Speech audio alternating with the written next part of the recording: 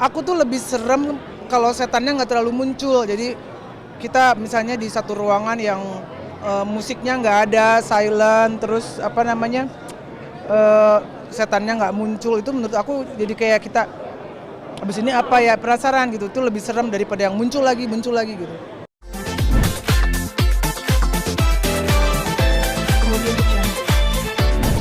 Aku penggemar film horor. Pokoknya kalau lagi di rumah, lagi flu gitu yang mesti bed rest di rumah nggak kemana-mana, pasti nontonnya horor.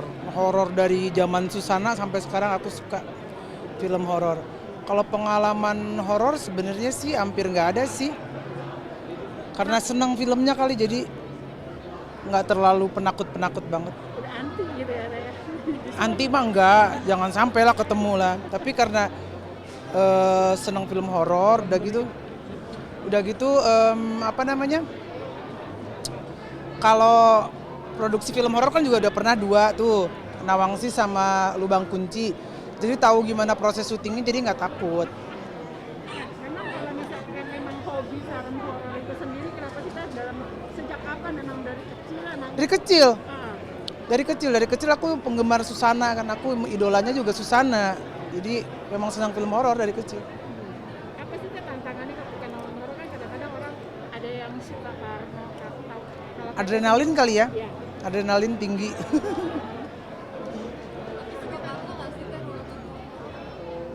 Ada beberapa film yang bikin parno, kayak ya ada beberapa film kayak ini nih Pengabdi Setan 1, kan 2 kan aku belum nonton ya. 1 itu juga bikin parno. Apalagi Pengabdi Setan yang dulu juga bikin parno. Banyak sih ada, tapi ada juga yang nggak bikin parno, yang cuman selewat aja gitu. Percaya nggak sih sama hal-hal nggak bisa di luar naras supernatural? eh Percaya nggak percaya, tapi belum, jangan sampai lah, jangan sampai ketemu, ngapain juga ketemu tuh sama opa-opa gitu, jangan sama setan. Tapi ada pernah mengalami kejadian horor gitu nggak sih? Belum sih, aku belum pernah ngalamin langsung sih, belum. Tapi suami juga suka horor. Suami terpaksa kali ya. Sebenarnya kayaknya nggak suka deh, karena kalau misalnya aku lagi nonton horor di rumah, dia nggak fokus, dia kemana-mana, nggak sefokus kalau diajak nonton film action gitu. Nah, tapi untuk kalau Teteh tuh sosok orang yang penakut nggak sih Teh, dalam arti ada rasa sedikit yang namanya penasaran, takut deh atau apa Teh?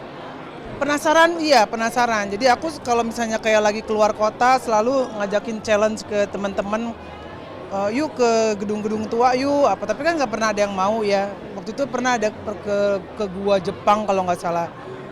Ya karena mungkin suka produksi film horor, jadi nggak terlalu seserem orang yang nggak tahu behind the scene-nya apa gimana gitu. Walaupun mungkin di situ ada setan beneran ya, tapi nggak terlalu takut ya aku.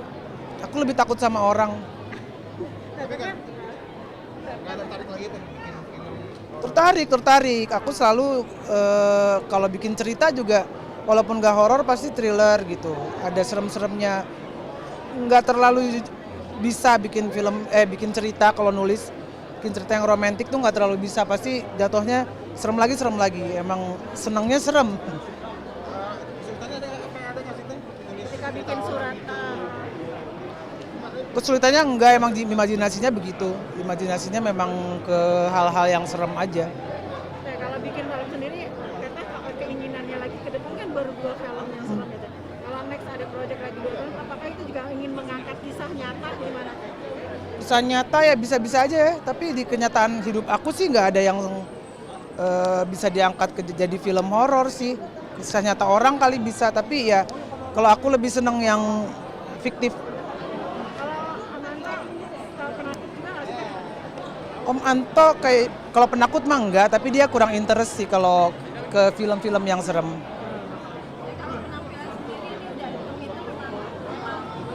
Aku tuh udah spesial banget dari awal minta loh ya, aku minta sama Joko Anwar untuk diundang gitu. Siapa tahu aku nggak diundang kan, jadi aku minta diundang. Nah waktu diundang by DM aku senangnya minta ampun, karena jadi salah satu orang yang pertama nonton film ini. Nah film ini salah satu film favorit aku yang pertamanya. Jadi karena ini ungkapan suka aku, senang aku, bahagia aku karena diundang, ya aku dandan agak-agak ke horor-hororan gitu menurut aku. Dengan mempersiapkan kakek Alex sama Nah, aku tuh kan koleksi softland dari dulu ya. Cuman nggak ada eventnya gitu. Jadi ada yang hijau, ada yang pink, ada yang apa. Kalau aku pas pakai misalnya lagi ngejuriin nggak cocok. Dipakai pas lagi manggung sama potret nggak cocok. Nah ini cocok banget eventnya. Jadi aku tadi happy banget bisa pakai softland ini, bisa pakai lipstick ini gitu. Tapi emang suka nonton film horor kalau Teh Meli sendiri? Iya suka. Serem buat Teh Meli itu apa sih? Karena Teh Meli itu horor banget. Aku tuh lebih serem kalau setannya nggak terlalu muncul. Jadi kita misalnya di satu ruangan yang musiknya nggak ada, silent, terus apa namanya setannya nggak muncul, itu menurut aku jadi kayak kita abis ini apa ya, penasaran gitu. Itu lebih serem daripada yang muncul lagi gitu. Apa mas? Tapi Teteh emang pencinta gotik ya? Oke, segala tampilan. Oh enggak pencinta, tapi suka aja. Aku sih menyesuaikan aja sama acara. Teh Meli dalam waktu dekat ada proyek apa sih dari Teh Meli mungkin dari anak-anak atau Aku ada soundtrack, belum boleh dibocorin juga, tapi akan rilis filmnya di November. Ada yang di November, ada yang di Februari 2002. Aku ada 4 soundtrack insya Allah. Belum boleh diomongin judulnya. 4 apa 5 gitu.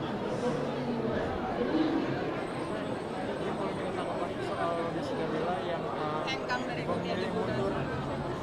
Aku jarang ketemu ya, terakhir ketemu di acaranya Saskia yang di Bintaro, launching butiknya. Itu juga nggak banyak ngomong, karena aku juga menghargai privasi beliau gitu, privasi Bella. Jadi untuk mengarah ke obrolan-obrolan yang itu menurut aku agak sensitif, jadi aku nggak nanya sih.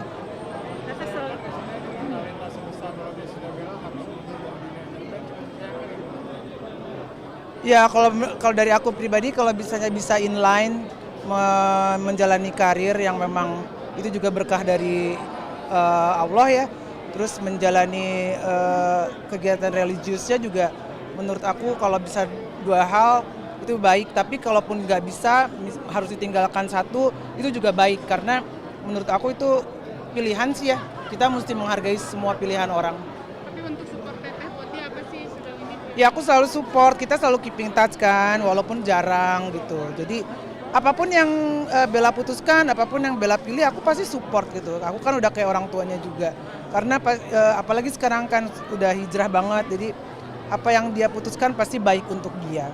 seintens apa sih Teh? Kayak tadi Teteh bilang antara orang tua udah kayak anak sendiri gitu. Ya sebatas ya kayak orang tua aja, karena kan udah lama kan di BBB kan dulu kan sampai sekarang. Jadi ya kita suka tukar pikiran, tapi masalah-masalah yang terlalu privacy, terlalu dalam kita nggak pernah sentuh. Tapi dia anaknya tipe yang tertutup atau terbuka sih ke Teteh? Ada yang ditutupi, ada yang dibuka. Ya tergantung lah, manusia kan punya hal-hal yang harus ditutup, harus dibuka dan boleh dibuka. Itu privacy, kita harus hargai itu. Lebih banyak menyarankannya seperti apa sih kan kalau untuk Bella, karena kan Bella sempat gagal terus Oh, nggak pernah ngomongin itu sih, nggak pernah ngomongin ke arah yang tadi Mbak bilang, nggak pernah. Berarti dia juga nggak pernah kayak cerita-cerita gitu ya ke Teteh? Kalau masalah Udah nggak pernah, kan udah dewasa juga ya, udah punya ruang pemikiran sendiri. Udah ya, terima kasih ya. Mel, sedikit ngomongin hal goib Teh, percaya nggak sih kayak misalkan ada tembok ya Ma'jud tuh gitu-gitu Teh, menanggapi Maju tuh. yang ini Teh, kan ada di Al-Quran, ada beberapa hal di Al-Quran yang Kasihan temenku bawa gelas sendiri. kalau lihat bagaimana Teh hal-hal mistis yang memang sudah ada di Al-Quran Teh? Karena aku belum juga terlalu mendalam mempelajari Al-Quran, jadi sampai ke dalam-dalamnya itu yang ada hal itu aku nggak tahu gitu ya. Jadi kayaknya nggak terlalu kapasitas aku untuk menjawab gitu. Tapi mempercayai juga nggak sih Teh, karena kan memang ada di kitab suci kita. Nah ada apa enggaknya aku nggak tahu. Aku kan cuma sebatas bisa baca Al-Quran tapi nggak tahu di dalamnya itu ada apa, belum sampai ke situ lah aku.